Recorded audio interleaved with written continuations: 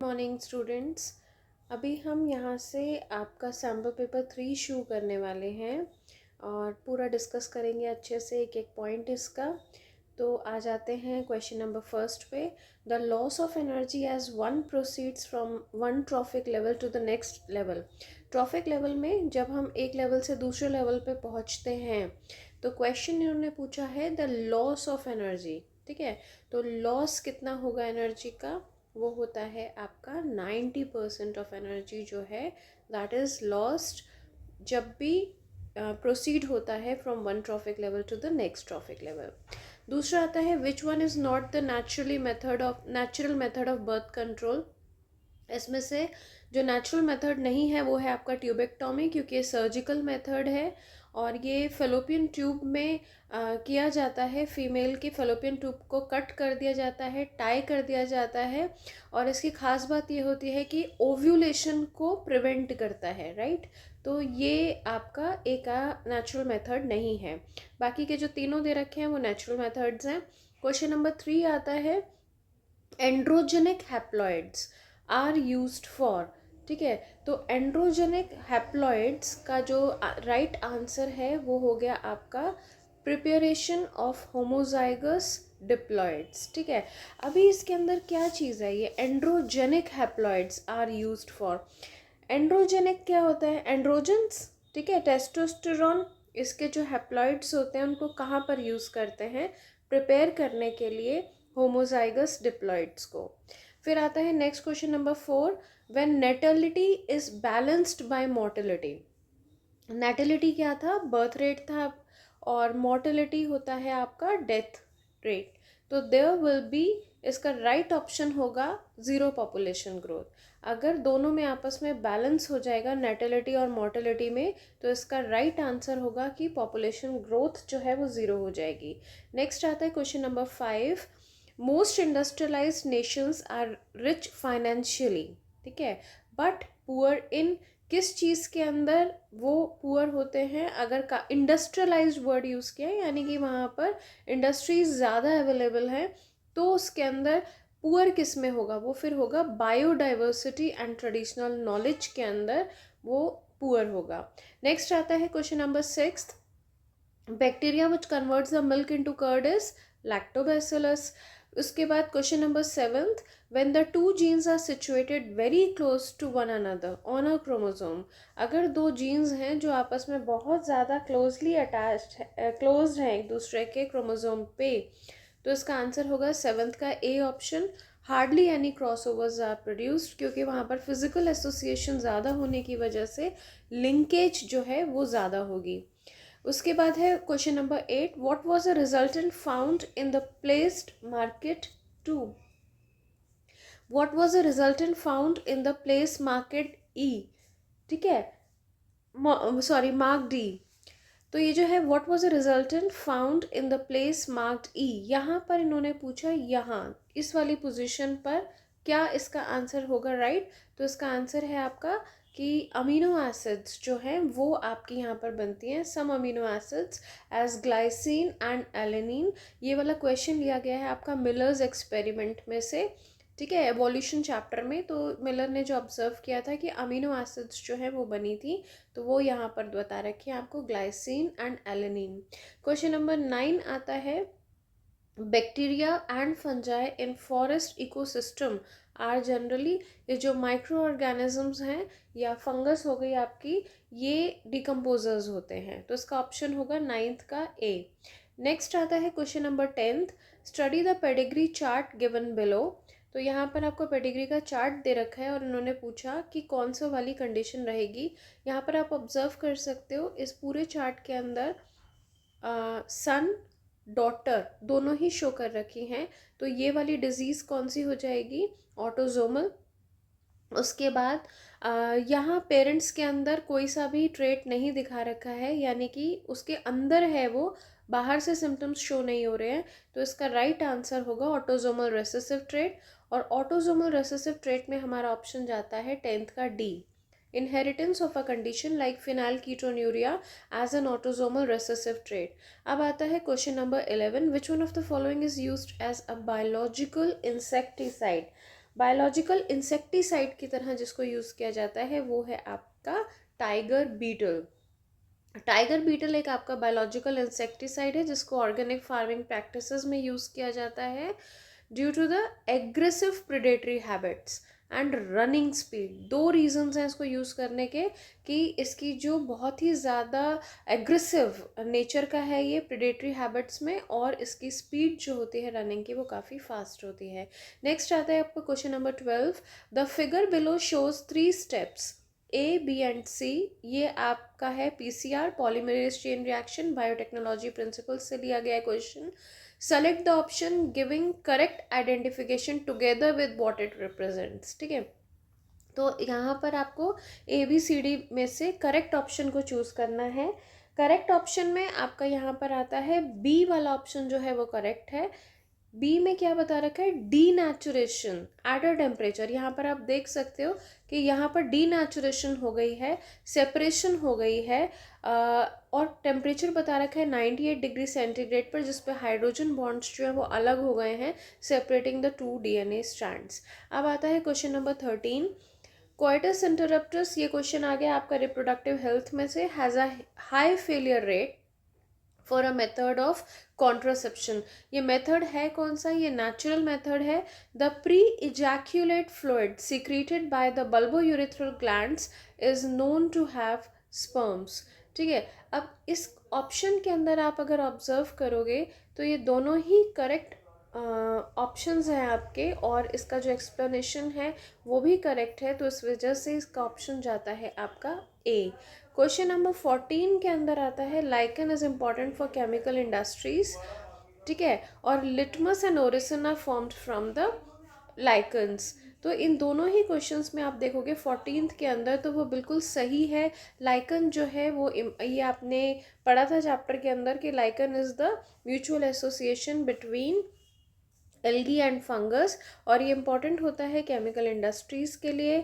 ये आपका एक बहुत ही इम्पॉर्टेंट, इसको हम पॉल्यूशन इंडिकेटर भी कहते हैं, लेकिन इसको हम यूज़ भी करते हैं एसिड बेस इंडिकेटर की तरह।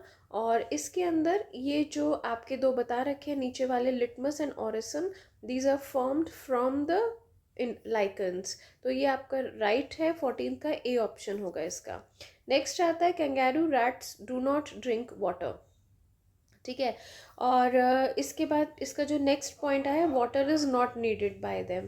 तो इससे साफ पता चलता है कि अगर ये वाला तो water is not needed bye them, तो ये फॉल्स ऑप्शन है। ऐसा तो कोई ऑर्गेनिज्म है ही नहीं जिसके लिए पानी ज़रूरत ना हो। हाँ, पर ये ज़रूर हो सकता है कि वो पानी ना पीते हों।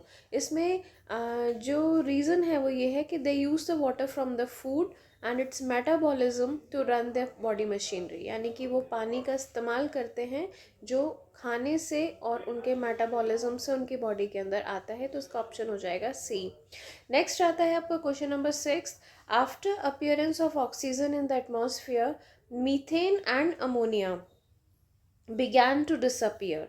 ठीक है, तो जब ऑक्सीजन अपीयर हुई एटमॉस्फेयर में तो मीथेन और अमोनिया जो है वो दोनों के दोनों डिसअपियर हो गए थे। रीज़न है इसका, oxygen is involve in forming the ozone layer. तो इस ऑप्शन का जो आंसर है वो होगा आपका 16th का B. Both A and R are true but R is not the correct explanation, क्योंकि मीथेन जो है उसने ऑक्सीजन के साथ जब रिएक्शन करते हैं तो बनता है कार्बन डाइऑक्साइड और वाटर। अमोनिया जब ऑक्सीजन के साथ रिएक्ट करता है तो बनता है नाइट्रोजन प्लस वाटर।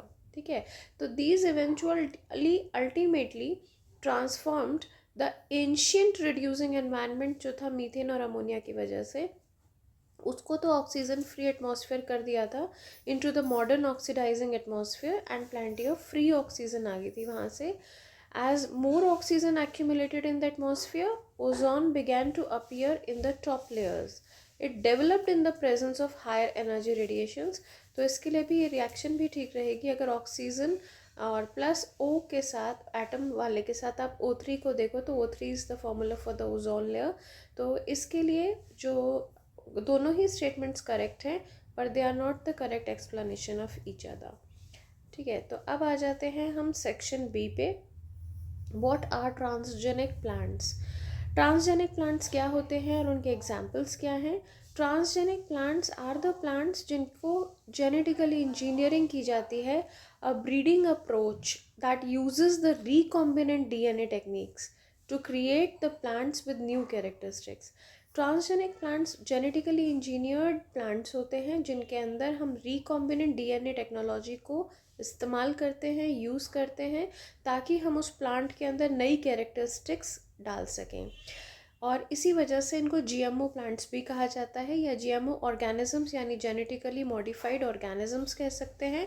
इसका एग्जाम्पल होता है आपका बीटी कॉटन हो गया आपका, या फिर गोल्डन राइस है जिसके अंदर हमने विटामिन ए की कंटेंट जो है वो इंक्रीज़ करती है। फ्लेवर सेवर टोमेटो है, वो भी आपका इसमें डाला जा सकता है। उसका रीज़न ये है कि इसकी भी आप एंजाइमेटिक प्रॉपर्टीज़ जो हैं उसकी चेंज की गई थी ताकि वो जल्दी राइपन ना हो। अब आता है next question number 18। Mention the polarity of the DNA strands A B and C D showing in the replication for given below. तो यहाँ पर आपको पूरा इसका बताना है कि ए से लेकर के बी तक, ये वाला ऑप्शन जो है ये ए है, और ये ऑप्शन दे रखा है आपका बी, ये वाला ऑप्शन जो है वो सी है, और ये है आपका डी। तो इसमें हमने इसकी सबसे पहले तो पोलैरिटी बतानी है। तो पोलैरिटी इसकी हो जाएगी यहाँ पर 3 5 हो जाएगी, और इसकी जो पोलैरिटी है वो हो जाएगी 5 3 पोलैरिटी हो जाएगी। ठीक है, तो इसकी पोलैरिटी इस तरीके से बताएंगे। इसको हम कहते हैं कॉन्टिन्यूस सिंथेसिस, ये कहलाता है आपका डिसकॉन्टिन्यूस सिंथेसिस वाला। ठीक, और उसके अलावा ये वाले जो फ्रैगमेंट्स शो कर रखे हैं इनको हम कहते हैं ओकाज़ाकी फ्रैगमेंट्स।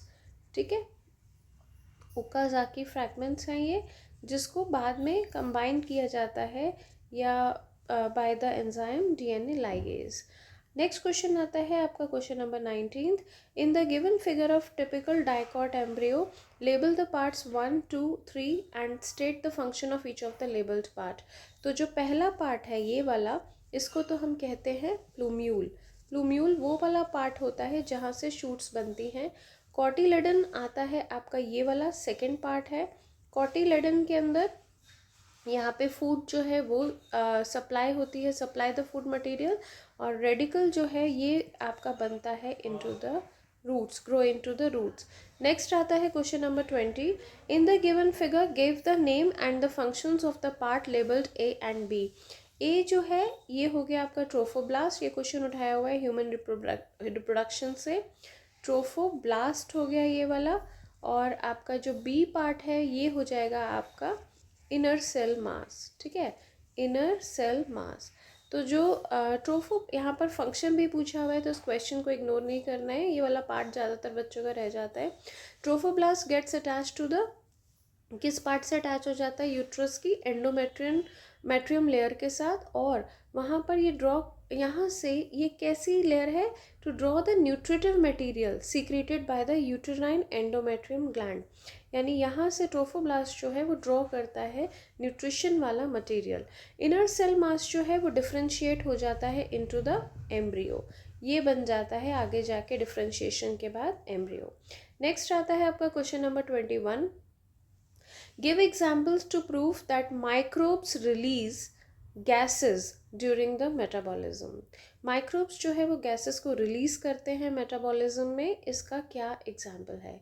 तो जब डोसा या इडली बनाने के लिए जो फर्मेंटेशन प्रोसेस होता है जिसमें हम उसका डव बनाते हैं, उसमें बैक्टीरिया ही होता है जो इसको फर्मेंटेशन प्रोसेस में लेके आता है, जिसकी वजह से उसमें एक पफिनेस अपीयरेंस आ जाता है, जो होता है due to the production of CO2 gas. ठीक है, due to the production of CO2 gas. Next आता है question, differentiate between the humoral and the cell mediated immune response. ये क्वेश्चन आ गया आपका ह्यूमन हेल्थ से। जब हम इन दोनों में डिफ्रेंशिएशन करते हैं तो हम बता सकते हैं कि जो ह्यूमरल इम्यून रिस्पॉन्स है ये कैरीड आउट होता है बाय द बी लिम्फोसाइट्स। ये प्रोड्यूस करता है एंटीबॉडीज़ इन द ब्लड, और किसके रिस्पॉन्स में, पैथोजन के रिस्पॉन्स में। ठीक है, एंटीजन के रिस्पॉन्स में। अब दूसरा होता है cell mediated response. Cell mediated का आंसर होगा कि that is carried out by the T lymphocytes. ठीक है, ये टी लिम्फोसाइट्स से होता है। ठीक है, और यहाँ पे हमने पढ़ा था इसका बी लिम्फोसाइट्स का। टी लिम्फोसाइट्स जो होते हैं उनका भी यही काम होता है कि वो बी सेल्स को हेल्प करते हैं। They do not themselves produce antibodies but they help the B cells to produce antibodies और डिस्ट्रॉय करने के लिए पैथोजेंस को बाय देमसेल्स। नेक्स्ट क्वेश्चन है 21 का बी।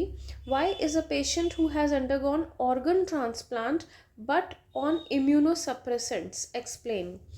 तो पेशेंट्स जो होते हैं they are put under the immunosuppressants ताकि वो प्रिवेंट कर सके टी सेल्स को, कि T cells from recognising the graft. जो अभी अभी नया ट्रांसप्लांट हुआ है बॉडी के अंदर पेशेंट की, उसको वो उसको क्या करते हैं, उसको रिजेक्ट कर देते हैं। ये टी लिम्फोसाइट्स, टी सेल्स जो होते हैं वो रिजेक्ट कर देते हैं। तो उसको रिजेक्ट ना करें इसलिए बॉडी की इम्यूनिटी को सप्रेस कर दिया जाता है।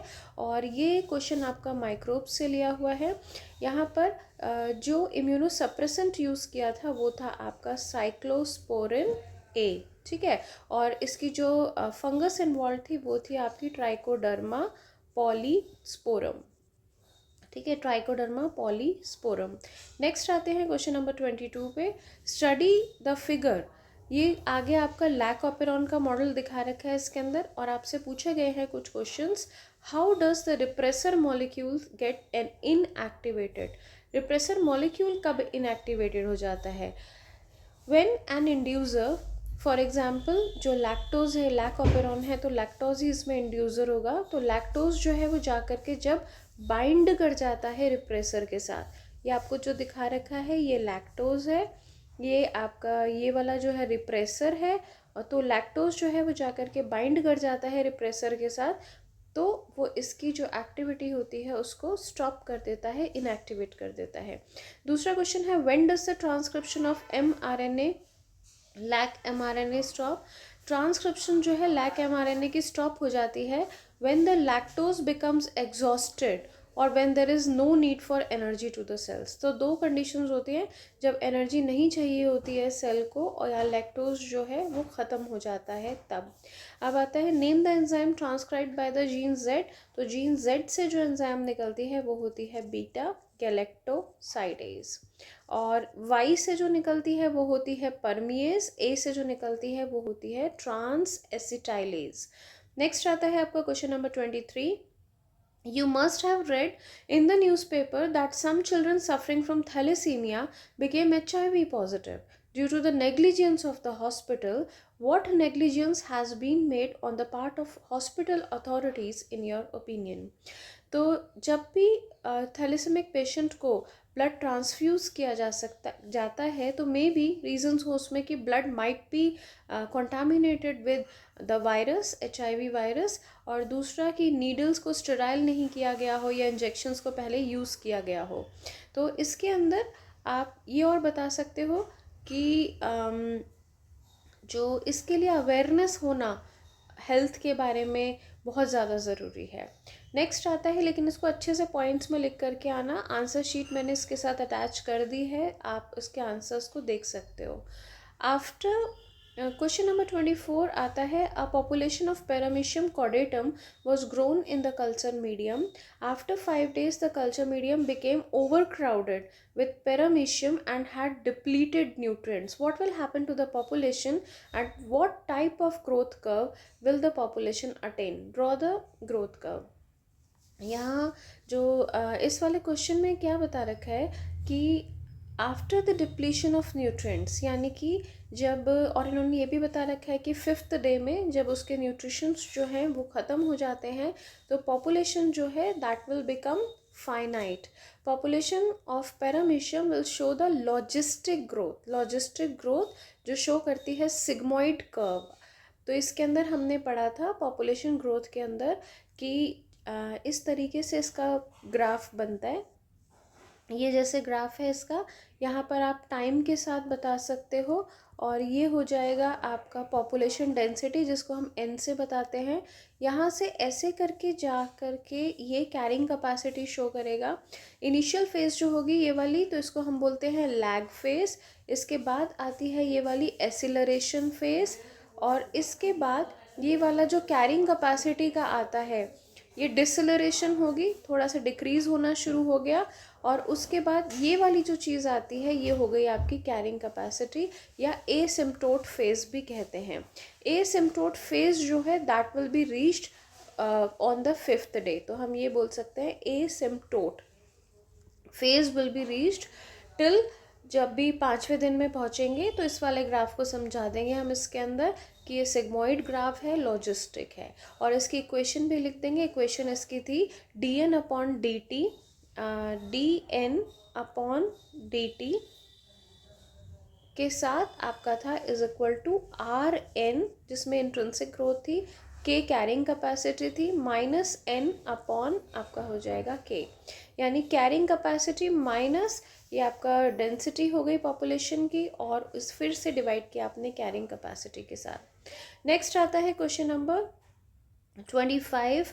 The image below elaborates enzyme replacement therapy. ठीक है, तो ये जो एंजाइम रिप्लेसमेंट थेरेपी जो है ये आपकी वो वाली है कि जब जीन के अंदर म्यूटेशन हो जाती है, उसमें डिलीशन हो जाती है, और एंजाइम जो है वो काम नहीं करती है, फंक्शनल नहीं होती है।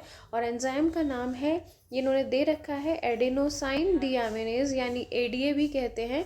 एंजाइम रिप्लेसमेंट थेरेपी में पेशेंट जो होता है उसको फंक्शनल एडीए इंजेक्ट की जाती है। Hereditary diseases can be corrected bye gene therapy.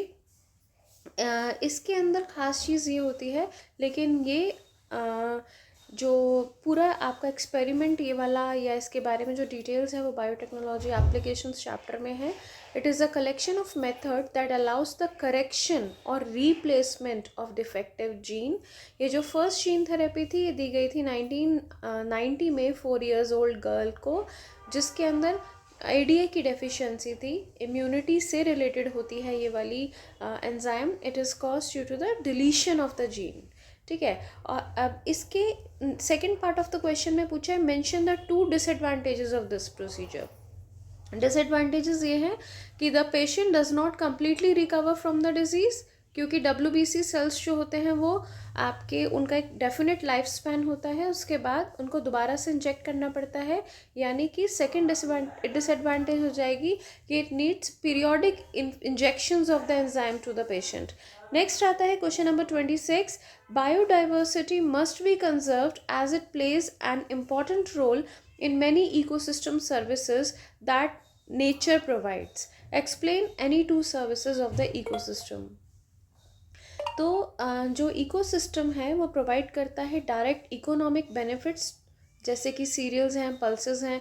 तो इसको हम जो बायोडाइवर्सिटी के अंदर जो हेडिंग दी हुई है वो है आपकी नैरो यूटिलिटेरियन। ठीक है, यानी कि नैरो यूटिलिटीज़ हो गई, जिस कैटेगरी में हम जो भी फूड प्रोडक्ट्स या हैं, जो मेडिसिन्स हैं, जो भी इंडस्ट्रियल प्रोडक्ट्स हैं जैसे रेजन्स हैं, परफ्यूम्स हैं, या अदर मेडिकल प्रोडक्ट्स हैं, वो सारे नैरो वाली कैटेगरी में आएंगे। और ब्रॉडली यूटिलिटेरियन वाली जो प्रॉपर्टी होती है, दूसरी हेडिंग जो होगी उसके अंदर आपका आएगा ऑक्सीजन, जो हमें ये फॉरेस्ट प्रोवाइड करते हैं।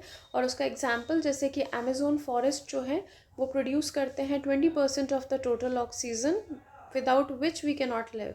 ठीक है, तो ये जो कार्बन ऑक्सीजन का बैलेंस है नेचर में वो हो गया, या जो पॉल्यूशन से बचाने का काम जो है वो हो गया, या फिर ग्लोबल वार्मिंग को चेक करने का काम है, ये भी हमारे इकोसिस्टम में ये 2 सर्विसेज हैं जो ये हमें प्रोवाइड करते हैं। उसके बाद और के अंदर नेक्स्ट क्वेश्चन में है biodiversity of life started to occur almost 3 billion years ago since the new species have been evolving and then disappearing en masse from earth. How many episodes of mass extinction of species have already take place and which one is progress in the current era? तो इसके अंदर 5 extinctions जो हैं वो आपके already हो चुके हैं। अभी जो 1 in progress में है वो 6th वाला एक्सटिंक्शन है। 6th एक्सटिंक्शन जो है वो आपका बहुत ज़्यादा फास्टर है, ठीक है। तो how is current episode in progress different from previous episodes, तो हम बता सकते हैं कि 6 वाला जो है वो बहुत ज़्यादा फास्टर है। 6 एक्सटिंक्शन जो है वो 100 to 1000 टाइम्स जो है फास्टर है, और ये है आपका ह्यूमन एक्टिविटीज़ की वजह से, यानी कि एंथ्रोपोजेनिक एक्टिविटीज़ की वजह से है, जैसे कि इंडस्ट्रियलाइजेशन है, उसकी वजह से हमने काफ़ी सारे एरियाज़ जंगलों से को खाली करके अपनी लैंड की तरह उसे यूज़ करना शुरू कर दिया है, तो इनका जो हैबिटेट है वो लूज़ हो गया है, ओवर एक्सप्लॉयटेशन है या लैंड रिफॉर्म्स हैं। तो नेक्स्ट आता है question number 27, how does the palaeontological evidence support evolution of organisms on earth. तो पैलियोंटोलॉजिकल एविडेंस मतलब this is evidence obtained with the help of fossils, fossils की मदद से। Palaeontology is the study of fossils. Different age rock sediments जो होते हैं उनके अंदर अलग अलग फॉसिल्स होते हैं from the different life forms who probably have died during the formation of particular sediment. जब किसी ऑर्गेनिज्म की डेथ हो जाती है तो उसके ऊपर जैसे जैसे टाइम बीतता जाता है तो सेडिमेंट्स उसके ऊपर लेयर्स बनती चली जाती हैं, और जो ये स्टडी होती है फॉसिल्स की in different sedimentary layers indicate करती है डिफरेंट जोलॉजिकल पीरियड्स जिसमें कि वो रहे थे, एग्जिस्ट कर रहे थे, एंड दस जो जियोलॉजिस्ट होते हैं वो रिकंस्ट्रक्ट कर सकते हैं zoological period and the course of evolutionary change. इस वजह से पैलियोंटोलॉजिकल एविडेंस जो है वो हेल्प करते हैं लर्न करने में about the evolution of different life forms, ठीक है, इवोल्यूशन को स्टडी करने में हेल्प करते हैं। नेक्स्ट आता है question number 28, represent the schematically the life cycle of malarial parasite. Malarial parasite का एनसीईआरटी के अंदर भी दिखा रखा है, बहुत ही अच्छा उसके अंदर लाइफ साइकिल शो कर रखी है, सिमिलर वे में बनानी है। उसके अंदर भी यही बता रखा था कि सबसे पहले जो फीमेल एनोफिलस मॉस्किटो है वो आके हेल्दी इंडिविजुअल को जब बाइट करती है, स्पोरोजॉइट्स उसकी बॉडी से चले जाते हैं पर्सन के अंदर, वहाँ पे जाके वो लीवर में इन्फेक्ट करती है। लीवर में उसकी जब मल्टीप्लाई होने के बाद फिर उसके बाद आरबीसी में जाती है, आरबीसी बर्स्ट हो जाती है, उसमें केमिकल बनता है, नाम होता है hemozoin, that is responsible for the chills. उसके बाद वहाँ पर एसेक्सुअली रिप्रोड्यूस करके गैमेटोसाइट्स प्रोड्यूस करती है। गैमेटोसाइट्स प्रोड्यूस करने जब होती है तो जब फीमेल एनोफिलस मॉस्किटो आती है, मे बी वही हो या दूसरी हो कोई सी भी, तो मॉस्किटो जब उसे दोबारा से बाइट करता है तो वो गैमेटोसाइट्स उसकी बॉडी के अंदर जाते हैं और वहाँ पर जाके उसके गट के अंदर इंसेक्ट्स की सेक्सुअल रिप्रोडक्शन होती है और वो फॉर्म करते हैं वहाँ से स्पोरोजॉइट्स, जो ट्रैवल करके उसकी सलाइवरी ग्लैंड में चले जाते हैं मॉस्किटो की, और वहाँ पर अगेन वो फिर से इन्फेक्शन के लिए साइकिल इसी तरीके से घूमती रहती है उसकी। तो ये अच्छे से बना करके आना है इसमें लाइफ साइकिल। नेक्स्ट आता है आपका section D, question number 29। After implantation finger like projections appear on the trophoblast, जिसको हम कहते हैं chorionic villi, which are surrounded by the uterine tissue and the maternal blood. Chorionic villi and uterine tissues become interdigitated with each other, ठीक है। तो ये क्या बनता है, placenta, and jointly form a structural and functional unit between the developing embryo and the maternal body. Now name the hormone crucial in parturition. कौन सा hormone है जो पार्ट्यूरेशन के लिए इम्पॉर्टेंट है, और वो होता है आपका oxytocin. Does the parturition signal originate from the mother on the foetus? The signal originates from the placenta and fully developed foetus which initiate the foetal ejection reflex. तो यहाँ पर आपको ये वाली टर्म बतानी है, इसको एक्सप्लेन करना है अच्छे से फीटल इजेक्शन रिफ्लेक्स के बारे में, ठीक है। तो ये हो जाएगा आपका फीटल इजेक्शन रिफ्लेक्स की एक्सप्लेनेशन, और फिर उसके बाद आप बताओगे जिससे कि ट्रिगर हो जाता है release of the hormone oxytocin. Second part आता है when and where do the chorionic villi appear in humans. Implantation के बाद फिंगर लाइक प्रोजेक्शंस जो अपीयर होती हैं ट्रोफोब्लास्ट में, उसे कोरियोनिक विलाई कहते हैं। They are surrounded by the uterine tissue and the maternal blood. ये ऑलरेडी आपका केस स्टडी के इस वाले पैराग्राफ में दिया हुआ है। Question number 3, woman has conceived and implantation has occurred. Discuss the impact of progesterone and oestrogen. अगर प्रोजेस्टेरॉन और एस्ट्रोजन जो है उसकी वजह से क्या होगा कि साइज़ जो है वो यूट्रस का इंक्रीज हो जाएगा, बर्थ कैनाल का साइज़ बड़ा हो जाएगा, रिलैक्सेशन होगी, pelvic ligament takes place, and the placenta is developed between the chorionic and the uterine tissues. Next question part आता है और fetal ejection reflex leads to the parturition. Justify. Fetal ejection reflex ये वाला पूरा explain करना है अच्छे से. फुली डेवलप्ड फीटस जो है वो पुश करता है down the birth canal causing the stretching of the cervix.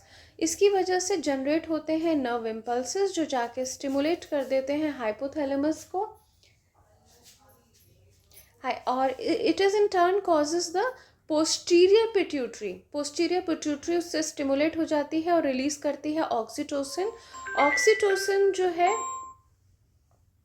Oxytocin जो है वो आपका बर्थ हार्मोन भी कहा जाता है. Oxytocin causes the uterine muscles to contract more vigorously which leads to the parturition. ठीक है, तो फीटल इजेक्शन रिफ्लेक्स का जितना भी जिस तरीके से भी वो प्रोसीजर होता है कि वो सर्विक्स पे जो स्ट्रेचेस होते हैं या नर्व इम्पल्स जनरेट होती है, फिर वो पोस्टीरियर पिट्यूटरी रिलीज करती है oxytocin causes the uterine muscles to contract more vigorously and this leads to the parturition. ठीक है, नेक्स्ट आता है अब आपका क्वेश्चन नंबर 30 को फटाफट से 30 को भी कवर कर लेते हैं ताकि हमारा जो है एक बार सैम्पल पेपर कंप्लीट हो जाए अच्छे से. Read the following text carefully and answer the questions that follow. The diagram shows the replication of the retrovirus in the host. ठीक है, तो ये रेट्रोवायरस है जिसने इन्फेक्ट किया नॉर्मल सेल्स में. वायरल आरएनए जो है वो इंट्रोड्यूस हो गया होस्ट सेल में. रिवर्स ट्रांसक्रिप्टेज से क्या होगा? रिवर्स ट्रांसक्रिप्टेज से यहाँ पर आपका प्रोड्यूस होगा वायरल डीएनए. ठीक है, तो वायरल डीएनए जो है viral genetic material in nucleus of the host cell. Viral DNA जो वो है इनकॉर्पोरेट हो जाएगा होस्ट के जेनियोम में और सेकंड में आ जाएगा यहाँ पर आपका न्यू वायरल आरएनए. हम बोल सकते हैं कि नई प्रोजेनी जो है न्यू वायरल आरएनए जो है वो प्रोड्यूस हो जाएगी बाय द इन्फेक्टेड सेल. ठीक है, तो अब आ जाओ ये वाले दोनों चीज़ें हमें समझ में आ चुकी हैं. फर्स्ट और सेकंड का हमारा ये ऑप्शन हो चुका है. नेक्स्ट है second part. Why is it named as retrovirus? Retrovirus क्यों बोलते हैं इसको? क्योंकि HIV has a RNA genome. It produces DNA by reverse transcription. यहाँ पर रिवर्स ट्रांसक्रिप्शन की मदद से RNA से बन जाता है DNA. ठीक है, तो इस वजह से इसको रेट्रोवायरस कहते हैं. नेक्स्ट आता है while the virus is being replicated and released, does the infected cells survive and why the virus infected cells prevent spreading of virus to the healthy cells? जब infected cells हैं they can survive. ठीक है, and by releasing alpha interferon. ठीक है, alpha interferon की मदद से. ठीक है, तो इन्फेक्टेड सेल्स जो है वो सर्वाइव कर सकते हैं. दूसरा आता है what is the effect of HIV infection on immune system? Due to the HIV infection immune system जो है वो सप्रेस हो जाता है क्योंकि जो T लिम्फोसाइट्स हैं उनका जो नंबर है वो डिक्रीज हो जाता है. ठीक है, T lymphocytes number decreases. Next आता है आपका question number 31. Section E, what are the advantages and disadvantages of the cross pollination? Cross pollination के क्या एडवांटेजेस हैं, क्या डिसएडवांटेजेस हैं, इसको टेब्यूलर फॉर्म में लिख करके आना है, पॉइंट्स के फॉर्म में लिख के आना है. क्रॉस पॉलिनेशन के अंदर जेनेटिक रिकॉम्बिनेशंस आती हैं और वो इंट्रोड्यूस करता है वेरिएशंस इन द ऑफस्प्रिंग्स. ठीक है, और यही वेरिएशंस होती हैं जो एनवायरनमेंट में सर्वाइव करने के लिए, उसको अडाप्ट करने के लिए बहुत ज़्यादा यूजफुल होती हैं. क्रॉस पॉलिनेशन का दूसरा पॉइंट आ सकता है कि यहाँ पर प्लांट्स जो हैं वो डिजीज़ रेजिस्टेंट हो सकते हैं. नई और इम्प्रूव्ड वैरायटीज़ प्लांट्स की बनाई जा सकती हैं by the artificial cross pollination. Fourth point आता है जो यील्ड है इनकी काफ़ी ज़्यादा हाई होती है और ये कभी भी दे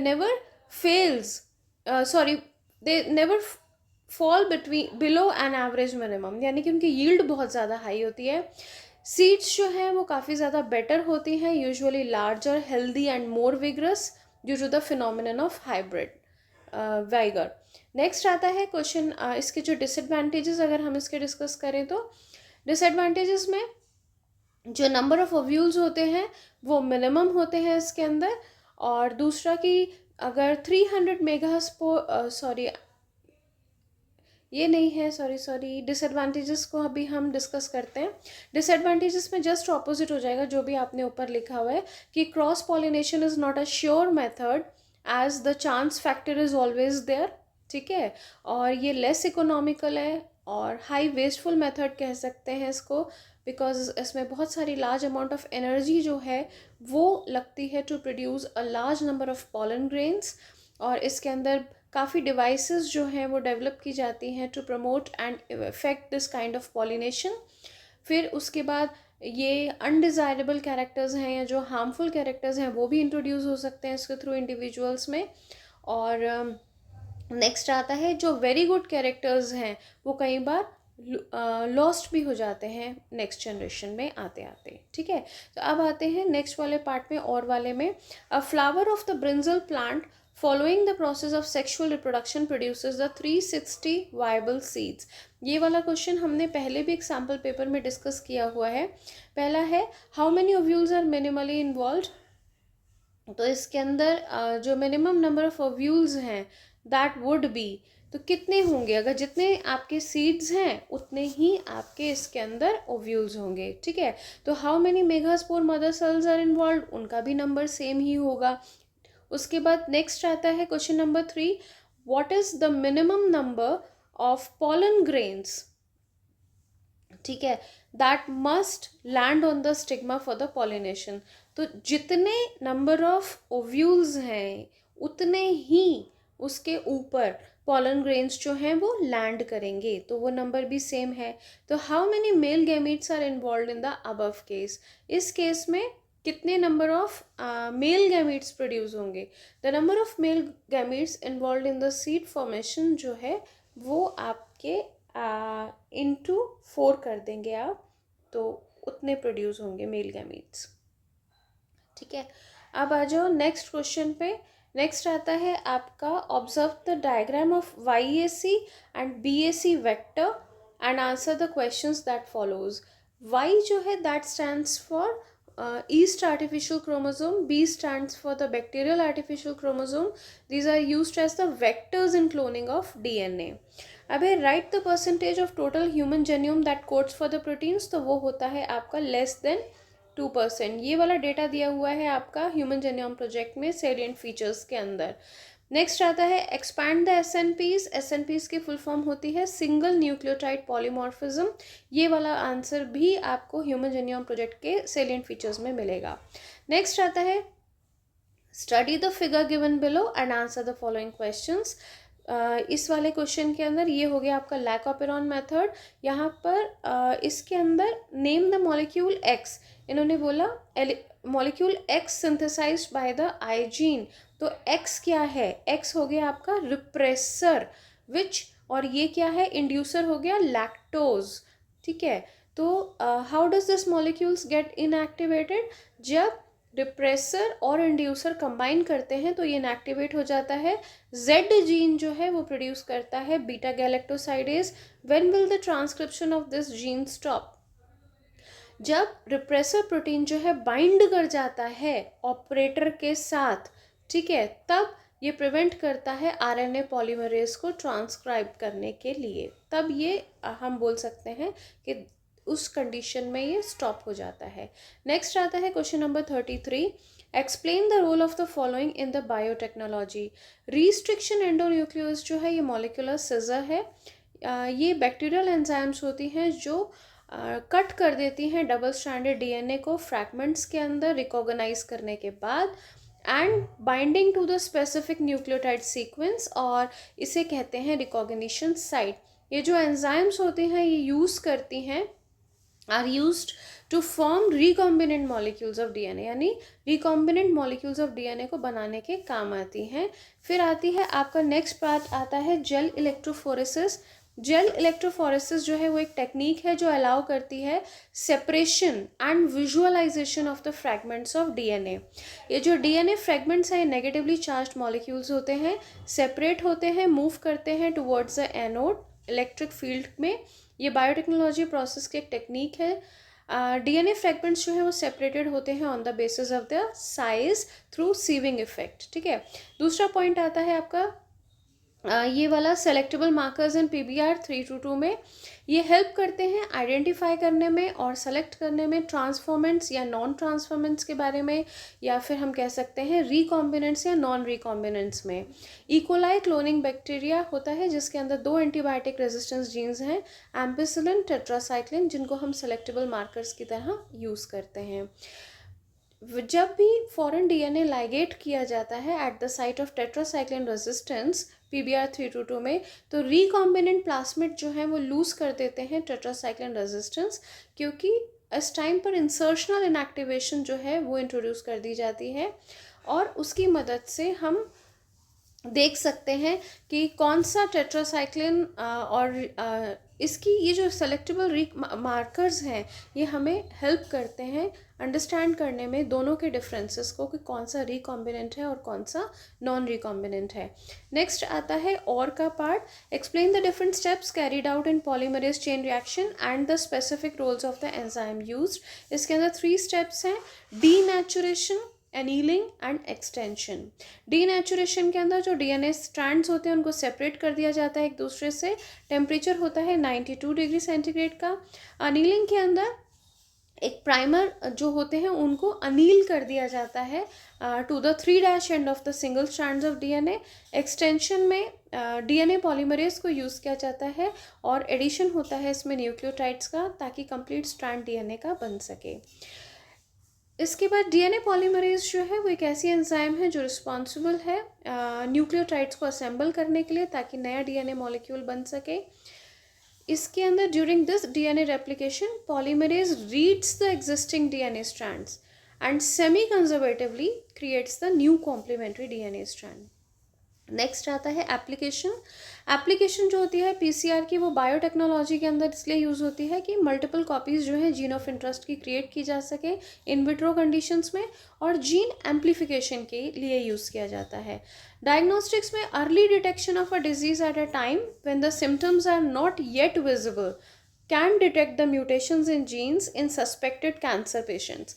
डायग्नोस्टिक्स में कैंसर पेशेंट्स के लिए बहुत ही ज़्यादा पावरफुल टेक्निक है, और आइडेंटिफाई करने के लिए काफ़ी दूसरे तरीके के जेनेटिक डिसऑर्डर्स को अंडरस्टैंड करने में, उनको डायग्नोज करने के लिए भी PCR का यूज़ किया जाता है। यहाँ पर ये वाला सैम्पल पेपर कंप्लीट होता है।